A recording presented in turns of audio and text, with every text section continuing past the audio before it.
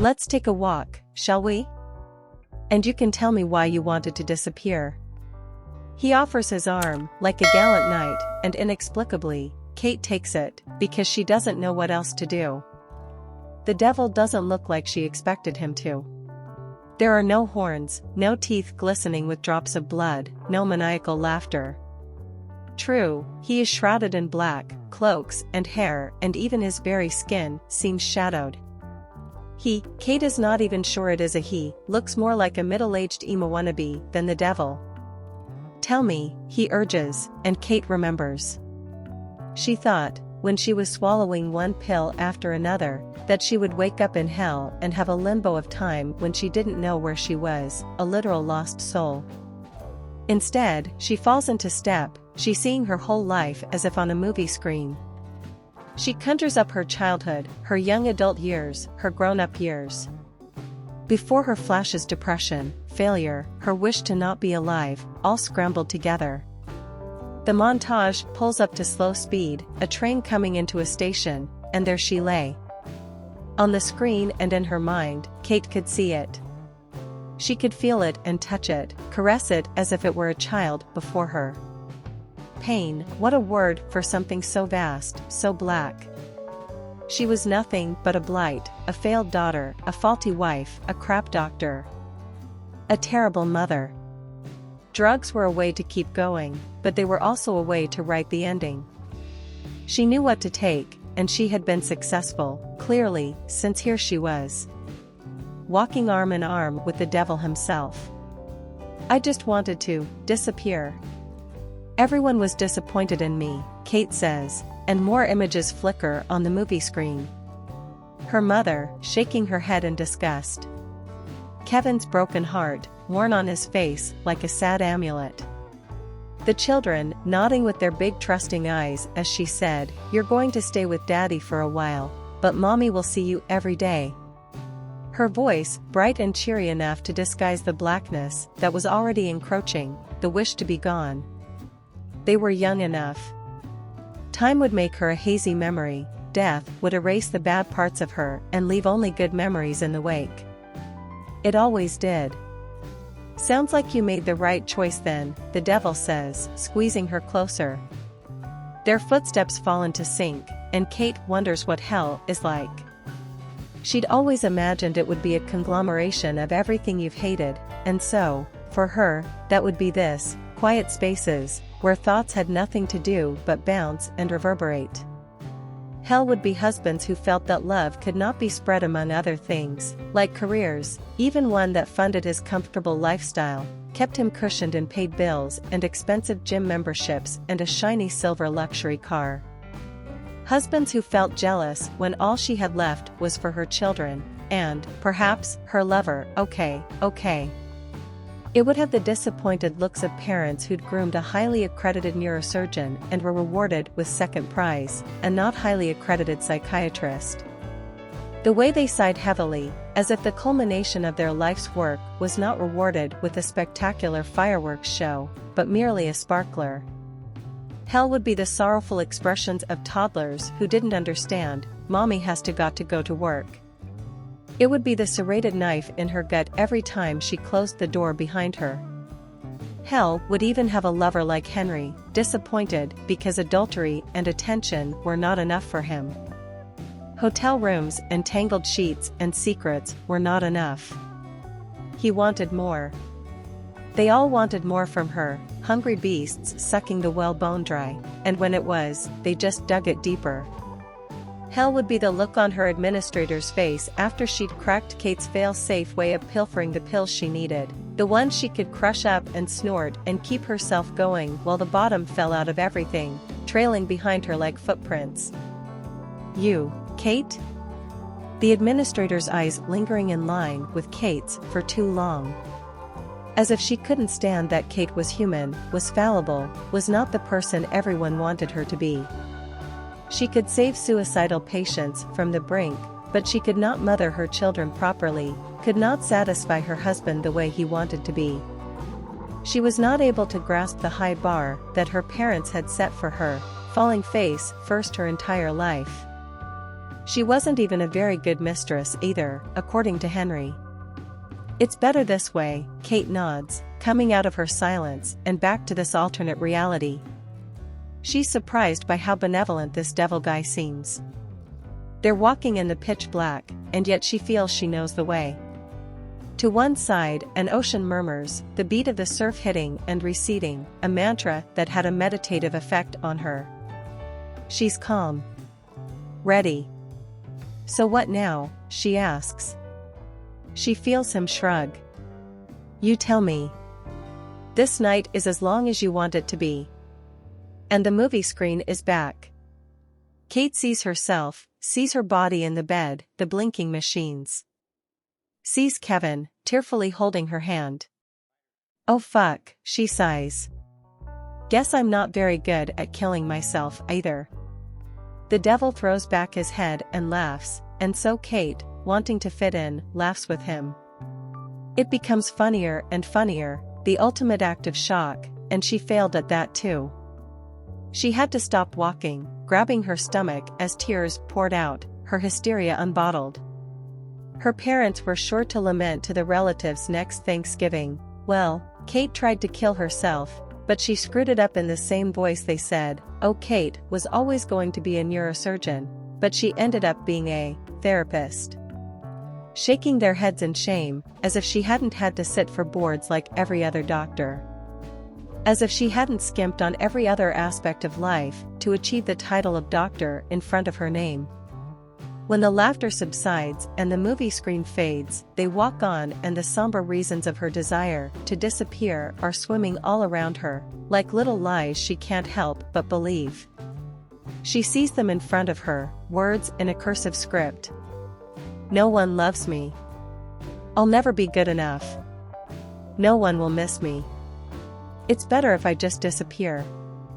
Do you really believe all that? The devil says, and she guesses he can see her words too. Sounds so cliché. No one will miss you? Boo-hoo-hoo. Really, I'm not good enough for any of them, Kate says, so why would they? And now the screen is back. Now it's not just Kevin, but there sits her mother, astonishingly, with tear streaks and a fabric handkerchief in her hand and lines on her face that Kate knows were not there before. Has she done this to her, whittled her down to this sniveling, broken old woman? I don't think it's you that's not good enough, the devil muses. But this? Well, this is certainly an issue. They watch the screen, the silent movements of the doctor's mouth, the alternating flashes of hope and terror that warp her mother's face. Kevin's face. Kate cannot take it anymore. Just take me. Chain me and burn me. Make me a slave. I don't care. Take me, she yells, pointing to the screen. Make me disappear. The devil sighs, and she can see the night is beginning to fade. She doesn't know what that means. Is this limbo up? Is she going to survive, go back to that wretched existence of never being good enough? Of stealing drugs, cheating on her husband, lying to them all? Or is she about to be plunged to an underworld? Suddenly, she is afraid. She doesn't want to be either place. Where do you want to be, then? The devil asks, reading her mind. Over the water, which she can now see as hazy gray shapes, the colors of night and day starting to merge, she stares. The sun begins to rise itself, a ball of orange fire that pushes every color out of the sky, leaving only blue. Here, Kate thinks, and she turns to ask the devil, but he has changed, she has changed. The cloaks of black are now white, and the shadowed figure who is coming alive before her is pure light, long cornsilk hair and the palest blue eyes Kate has ever seen. They are the sky and the water and tranquility and peace. Everything feels ethereal, sacred.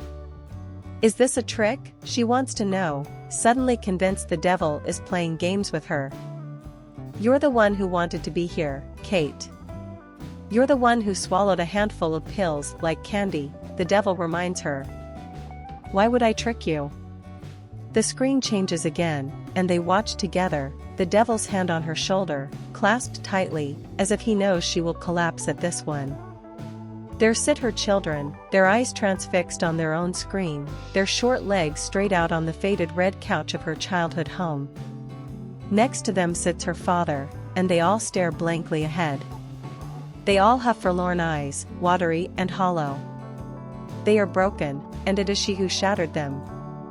"Oh, no," says Kate. Suddenly the idea that they would all get over her suicide seems moronic. That her children wouldn't be altered forever. She hadn't considered the steps in between. She hadn't considered the grief she would cause, the black cloak she would shroud them all in. Motherless. Daughterless. Widowed. Kate turns to beg off, to plead to go back, but the devil is already wrapping himself around her. He encases her sobs, but even in that she realizes she feels no pain. In fact, she feels the best she's ever felt. She feels like it's the first day of summer and her birthday, and she's eating her favorite foods. It's the way she feels when one of her kids lays their head in the crook of her shoulder. It's Kevin's hand in hers on the day they were married. It's an afternoon nap and decadent chocolate, and yes, even the liaisons with Henry. It's everything that's ever made her feel whole wrapped in one moment. Kate peels back. The devil smiles, kindly. "You're not the devil," Kate says. "It not a question. You're God." "Of course I am," says God, slightly offended. "Why would you assume I was the devil?" "Because I killed myself. Because I'm a terrible person, a bad daughter, mother, wife, lover. Doctor." We went over this. Kate is distracted by the images from the screen in her peripheral vision. Now, they are just core memories. Gazing up at her father when she was small, his big hand over hers, her adoration full. Her mother singing songs to her as she snuggled her deep into her bed, so warm and safe it was nearly a womb. God shrugs. "Oh well, you made some mistakes. No biggie." Kate hangs her head, humbled. "I feel so stupid though. I offed myself for what? Because I feel like a failure?" God lifts her face up, chin cupped lovingly. "Humans fail. It's the nature of the game. So I'm not going to hell?" God laughs, head thrown back, tendrils of hair lifted by the gentle breeze. He flicks his wrist as if hell is an annoying fly buzzing around. "Such a silly concept. Then why would you let me struggle? Why would you give me such pain? I know it seems dumb, but I do the things I do because I just hurt, you know? You don't have to justify pain to me, Kate," God says. "But I didn't give it to you. We all have pain, I'm afraid. I'm just here to catch you when you fall." Then why? But Kate cannot stop looking over the waves. The ebb and flow of the foamy surf, sunlight glinting like diamonds on the water. This will always be here. So, stay if you want. But that, God nods towards the screen, is not here. And then the screen is another montage, and it is falling in love, it is fat drops of spring rain on skin, it is her children's chubby cheeks as they run down the stairs on Christmas morning. It is a different beach than this one, a less perfect one of rougher ground and gray seas, but one in which her family piles mounds of sand to make a city of castles, and core memories become locked in the hearts of her children. In this montage she, Kate, is heavily flawed, and she can see herself wanting a pick-me-up, fantasizing about Henry even though Kevin is right there. "I'm going to have a big mess when I get back," she says, and God nods. Yep. He counts on his fingers. Your medical license. Your drug addiction. Your marriage. Your poor mental health. Yikes. It's going to be so hard, Kate laments. She is overwhelmed thinking of how she can possibly fix this life, her life. The ocean sends a silky, salty breeze before her, tantalizing her with the option. To stay here. To die. To disappear. It will be a hard life, God says softly. But you'll be there. It's messy, but you'll figure it out. And they need you. Kate breathes deeply. So I can retract my wish? I can undisappear? Sure, God says with a wink and smile, fingertips gracing her face, lovingly and kindly. And suddenly it all comes crashing back, and she is plunged back to life. Life. Oh, fuck, this hurts, a wound gouged open and full of salt. Now it's not just her heart and her mind, but her body too. Kate opens her eyes, like peeling skin from bone, and her lips, when she moves them, crack. She feels as ill as one can possibly feel, her whole being a bruise from violent stomach pumping, from CPR, from being manhandled off the floor of her bedroom, to the stretcher, to the ambulance, to the bed. She had no idea how much time has passed, but she can tell by Kevin's beard that it's been at least a handful of days. Her seconds with God took days, but God begins to fade as Kate wakes up. Kevin, when he sees her eyes opening, jumps to alert someone, but Kate manages a word, no. He sits again, and his own words come out, but she doesn't hear them, can't articulate the sound, only the intentions. She moves her hand towards his, and he takes it gingerly. She remembers the things she loves about him only, how he has no qualms about being a stay-at-home dad, and what a great one he is at that. How he makes the coffee and cooks her eggs in the morning, even when her guilt is pulsing like a neon light that she's sure he can see. How he stuffs her phone charger in her bag almost every day, knowing she usually forgets it. The way he looked at her when he first met her, their eyes crossing paths over a smoky bar, something clicking into place. I'm so sorry, she croaks, and the rough terrain of her throat tells her that there was a tube, at one point. But Kevin only shakes his head, as if her transgressions can be wafted away in the wind.